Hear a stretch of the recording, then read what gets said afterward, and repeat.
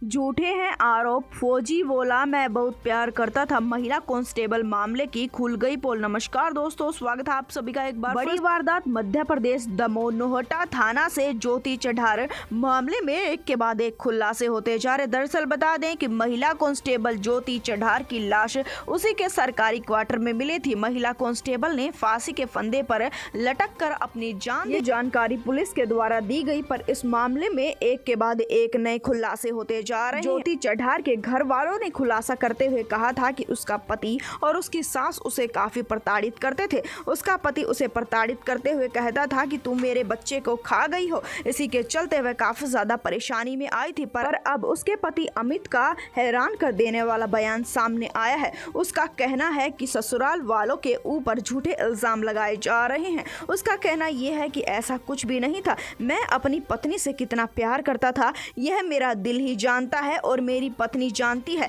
जो कि अब इस दुनिया में नहीं रही है। जिसके चलते उसका पति कहता है कि मेरी पत्नी को मैं काफी बार समझाया करता था। पति का कहना है कि ऐसा खौफनाक कदम उठाने से पहले एक बार तो मेरे बारे में सोच लिया होता। अब मुझ पर ये झूठे इल्जाम लगाए जा रहे हैं, मुझ पर झूठे शक किए जा रहे। पति का कहना यह है कि मैं अपनी पत्नी को कभी अकेला नहीं छोड़ता था। हालांकि उसके मायके वालों ने आरोप लगाए थे कि पति अपनी पत्नी को अकेला सरकारी क्वार्टर में रहने के लिए मजबूर करता था। पति का कहना यह है कि मैं हमेशा उसके पास में रहने की कोशिश करता था। पीछे जिस समय पर मेरी पत्नी गर्भवती थी मैंने अपना ट्रांसफर करवाया था और उसी के पास में रहने लगा था। जिसके चलते पति ने और भी काफी हैरान कर देने वाले खुलासे किए हैं। उसका कहना है कि मेरी पत्नी का पहला बच्चा सिजेरियन सेक्शन यानी कि ऑपरेशन के चलते हुआ था, जिसके चलते मेरी पत्नी 1 साल तक कोई बच्चा पैदा नहीं कर सकती थी। इसके बारे में घर वालों में सबको पता था। मैं अपनी पत्नी को समझाने की काफी कोशिश करता था।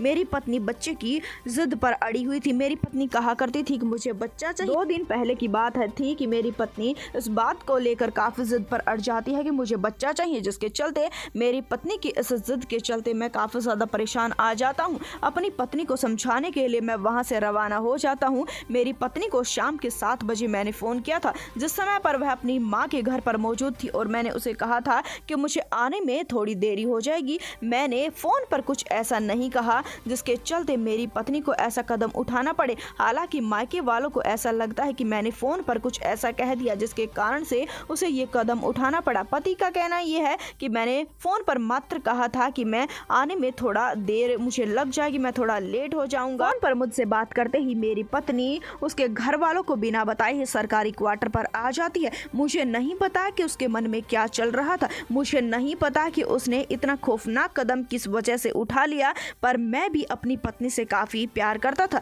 मुझ पर लगाए जाने वाले सभी आरोप झूठे हैं। हालांकि पुलिस अब इस मामले में जांच कर रही है। इस वारदात को जितना हो सके उतना शेयर कर दें, चैनल को सब्सक्राइब कर दें। जिस समय पर इस वारदात में आगे कोई जानकारी हासिल होगी हम आपको जरूर बता देंगे। धन्यवाद।